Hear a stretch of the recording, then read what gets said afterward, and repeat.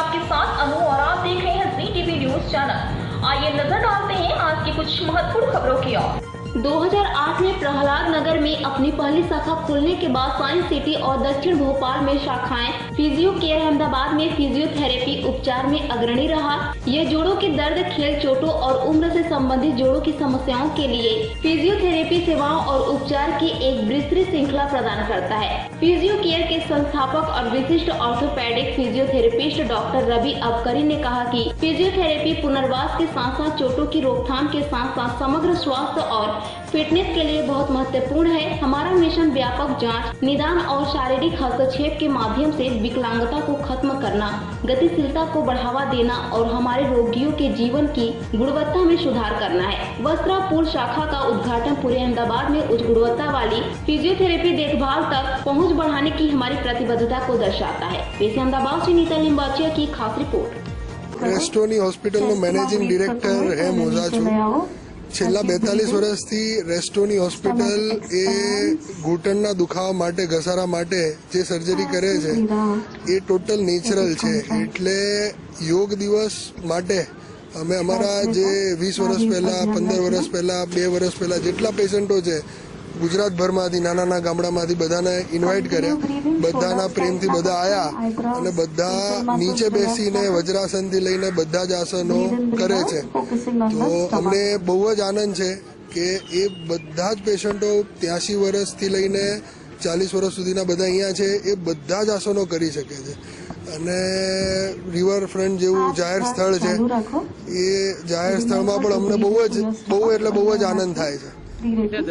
ત્યાં અત્યારે 150 જેટલા દર્દીઓ ઓલ ઓવર ગુજરાતથી 40 વર્ષથી લઈ 83 વર્ષ સુધીના બધા જ દર્દીઓ અહીંયા એક સાથે છે અને બધા ગામડામાંથી આયા છે, મોટા સિટીમાંથી પણ આયા છે, સુરત, ભાવનગર, બધેથી ખાલી આ યોગ દિવસની ઉજવણી માટે આયા છે।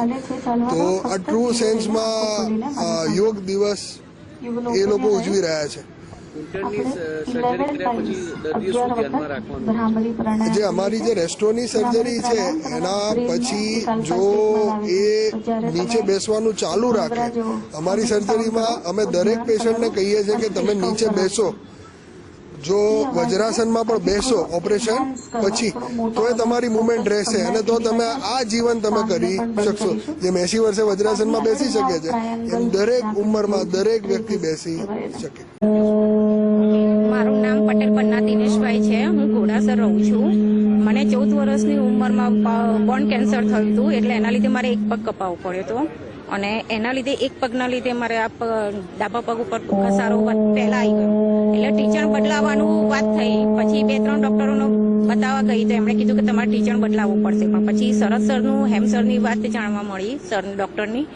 તો હું ત્યાં ગઈને ડોક્ટરે મને બહુ સરસ રીતે સમજાવ્યું કે તમારી જે ટીચર જે છે એને બદલવાની જરૂર નથી, જે છે એનું એ જ રહેશે ને ઓરિજિનલ રીતે તમારે થઈ જશે।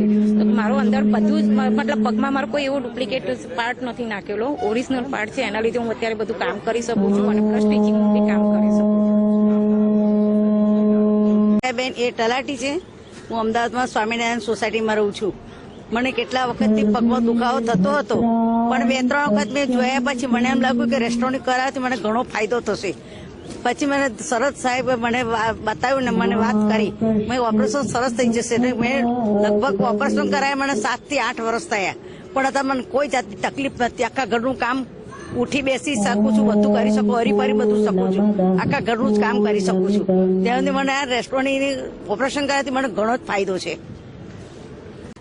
મારું નામ રાઘવજીભાઈ પટેલ। મેં પેપરમાં જાહેરાત વાંચી અને પછી હું રેસ્ટોરન્ટમાં બતાવવા ગયેલ।